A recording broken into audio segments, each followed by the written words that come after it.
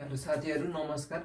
आजको भिडियो चाहिँ विशेष हुनेछ। आज चाहिँ हामी चाहिँ दीपक दैया भन्ने जो इन्डियन हुनुहुन्छ है, एकदमै मोटिभेसनल स्पिकर दिइराख्नुहुन्छ।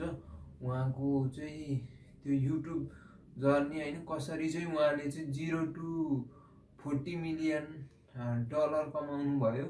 हामी चाहिँ त्यसको बारेमा चाहिँ आज चाहिँ उहाँको चाहिँ जीवनीको बारेमा चाहिँ बुझ्न गइरहेका छौँ। र सुरुमा चाहिँ उहाँले जुन जीवनमा स्ट्रगल गर्नुभयो त्यसको बारेमा चाहिँ यो सानो भिडियोमा हेर्नुहोस् है। मैंने अपनी ज़िंदगी में जो सबसे बड़ी जंग लड़ी है वो लड़ी है खुद से, खुद के हालातों से और खुद की फैमिली से। तो इस कहानी की शुरुआत होती है 5 नवंबर 2002 से मध्य प्रदेश के आगर मालवा में, जब आपके दीपक भाई ने इस दुनिया में जन्म लिया। जब मेरा जन्म हुआ तो मैं आपको मेरे पेरेंट्स की कंडीशन बताता हूँ। एक 10 बाय 10 का कमरा होता है, उसी में किचन, उसी में हॉल, उसी में बेडरूम, सब कुछ, खाना पानी सोना सब कुछ उसी में। तो ऐसी कंडीशन उस वक्त हमारी फैमिली की थी। और मेरे मम्मी और पापा दोनों ही उस वक्त सिलाई करते थे और वो बहुत हार्ड वर्किंग है। मतलब कि आप ये मानो कि हार्डवर्क जो है, मेहनत जो है, वो मुझे उनसे विरासत में मिली है। साथीहरू पक्कै पनि तपाईँहरूले उहाँको जुन त्यो 10 बाई 10 को रुममा जन्मेको कुरा गर्नुभयो होइन, जुन एउटै कोठामा किचन छ त्यसको कुरा गर्नुभयो, अनि त्यस्तो कन्जस्टेड स्पेसमा जन्मेर पनि उहाँले चाहिँ कति हार्डवर्किङ र इफोर्टले चाहिँ आफूले आफैले माथि उठाउनु भएको चाहिँ यो भिडियोबाट चाहिँ हामीले देखिहाल्यौँ। र उहाँको युट्युब जर्नी कसरी सुरु भयो र के कस्ता समस्याहरू फाइनेन्सियल तरिकाले अथवा होइन, अब मोबाइल त्यतिखेर उहाँसँग राम्रो मोबाइल पनि थिएन, तर पनि उहाँले चाहिँ युट्युब जर्नीलाई कसरी कन्टिन्यू गर्नुभयो, यो चाहिँ हामी चाहिँ यो भिडियो मार्फत चाहिँ क्लियर गर्न चाहन्छौँ। तो बात है नवंबर 2018 की 11th क्लास में ही। हम फ्रेंड्स वगैरह ऐसी बात कर रहे थे कि भाई मैं एक लिंक शेयर करूँगा, तू डाउनलोड करना, तुझे इतने मिलेंगे, मुझे इतने मिलेंगे। तो कुछ दिन हम ऐसे ही करते रहे। तो मैं सोच रहा ये हम क्या कर रहे हैं, हमें बहुत बड़ा करना है और ये क्या चिंदी सी चीज़ें हम कर रहे हैं। यूट्यूब का ये मुझे पता था कि हाँ, यूट्यूब पर जब वीडियोस बनाते हैं, व्यूज़ आते हैं तो उनसे हमें पैसे मिलते हैं, इतना पता था। लेकिन इसके अलावा कुछ और पता नहीं था। तो उस वक्त मेरे माइंड में ये आया कि ऑनलाइन अर्निंग में यार यूट्यूब से बेस्ट और कोई है ही नहीं, ठीक है उस वक्त। तो मैंने यूट्यूब का सोचा जरूर था, लेकिन स्टार्ट नहीं किया। स्टार्ट क्यों नहीं किया? क्योंकि 11th में हमारी हाफ ईयरली एग्जाम चल रही थी। तो 15 दिन तक मैंने स्टार्ट नहीं किया, और इन 15 दिनों में ये पूरी तरीके से साबित हो चुका था कि ये मेरे दिल की आवाज़ थी, दिमाग की नहीं। क्यों? अगर ये मेरे दिमाग की आवाज़ होती ना तो माइंड कहीं और चला जाता, लेकिन ये मेरे दिल की आवाज़ थी। तो हर दिन इसका डिज़ायर मेरे अंदर बढ़ता ही रहा 15 दिनों तक। और फाइनली हाफ ईयरली एग्जाम खत्म हुई और फाइनली मैंने स्टार्ट किया। 11 दिसंबर 2018 को मैंने अपना फर्स्ट वीडियो अपलोड किया, 1 और 11 कैसे होता है। क्योंकि उस वक्त मुझे ऐसा लगा था कि इस टाइप के वीडियो बहुत चलते हैं, तो इस टाइप की वीडियो बनाते हैं, व्यूज़ आएंगे और हम बहुत सारे पैसे कमाएंगे, हम फेमस हो जाएंगे, ऐसा सोचा था मैंने। तो मैंने वीडियोस बनाए कुछ, 1 और 11 कैसे होता है, 12 12 पर 21 कैसे होता है, ऐसी मैथमेटिकल ट्रिक्स थी। तो मुझे लगा इस टाइप की वीडियो देखेंगे लोग। तो उस पर जितने भी व्यूज़ आए सारे व्यूज़ मेरे ही थे, और मैंने जिनको शेयर किया था उनके थे। तो मैंने जितना भी सोचा था उसका पूरा उल्टा हुआ। तो जब मैं इस टाइप की वीडियो बना रहा था तब मैंने सोचा कि मुझे एक माइक लेना चाहिए, ठीक है, क्योंकि फ़ोन थोड़ा दूर होता है और माइक अगर पास में रहेगा तो वॉइस क्वालिटी अच्छी आएगी। तो उस माइक को लेने के लिए चाहिए थे पैसे, और पैसे मेरे पास थे नहीं। और मैं अपने पेरेंट्स से मांग नहीं सकता था। अगर मैंने उनसे मांगा, उनको पता चल गया कि भाई साहब ये पढ़ाई को छोड़ करके इस टाइप पे कर रहा है, तो बंद करवा देते सब कुछ। तो मैंने उनको नहीं बताया, और उनसे तो पूछना पूरी तरीके से बेकार था। तो 20 रुपये मेरे पास में थे, 100 रुपये मैंने एक फ्रेंड से लिए, उसके बाद में 50 एक और से लिए, 10 रुपये एक से लिए, और 20 रुपये एक से लिए, और 20 रुपये मेरे पास थे ही सही। साथीहरू पक्कै पनि तपाईँहरूलाई चाहिँ उहाँको युट्युब जर्नीले केही मन छोयो होला, र उहाँको चाहिँ जर्नीबाट चाहिँ हामीले चाहिँ हरेस खानुहुन्न, मेहनत गरिराख्नुपर्छ भन्ने पनि बुझ्छौँ।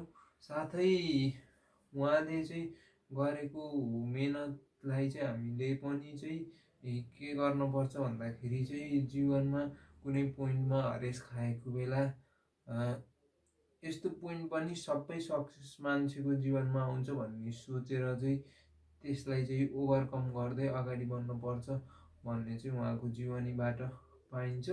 र फाइनल्ली उहाँको जीवनबाट चाहिँ हाम्रा दुश्मन भनेका हाम्रै आफन्त हुन सक्छन्, हाम्रै फ्यामिली हुन सक्छन्, हाम्रै साथी हुन सक्छ होइन, जसले चाहिँ हाम्रो चाहिँ होइन भलो चाहँदा चाहँदै पनि होइन चाहिँ किन हो होइन चाहिँ के भन्छ भन्दाखेरि चाहिँ हामीलाई चाहिँ नेगेटिभतिर चाहिँ नजाओस् भन्ने हिसाबले चाहिँ हामीले चाहिँ उसले सुधार्न गरेको रोल होइन। जुन सङ्घर्षको टाइममा हामीलाई एकदमै गाह्रो पर्छ, हामीले आफ्नो परिवारलाई बुझाउन नसक्दा, आफ्नो साथीभाइलाई बुझाउन नसक्दा र आफ्नो स्ट्रगलमा कसैले पनि सपोर्ट नगर्दाखेरि कतिको गाह्रो हुन्छ भन्ने चाहिँ यो जीवनीबाट हुई, मेंटल हेल्थ भी ख़राब हो गई, सब तरह से मैं बहुत बुरी हालत हो गई मेरी। आज भी अगर मैं उस मोमेंट को सोचता हूँ ना तो आंखों में आंसू आ जाते हैं मेरे। मैं जब इस वीडियो की स्क्रिप्ट लिख रहा था ना तो आप मानोगे नहीं, मैं 3 से 4 बार रोया हूँ बहुत, क्योंकि हर मोमेंट को मैंने फिर से जिया है, वो जो मोमेंट मैंने जिया है ना। लेकिन खुद पर आज गर्व होता है कि मैंने यार इतनी मुश्किलों के बावजूद भी मैं यहाँ पर आ गया, टिक गया हूँ, ठीक है, ऐसा हुआ।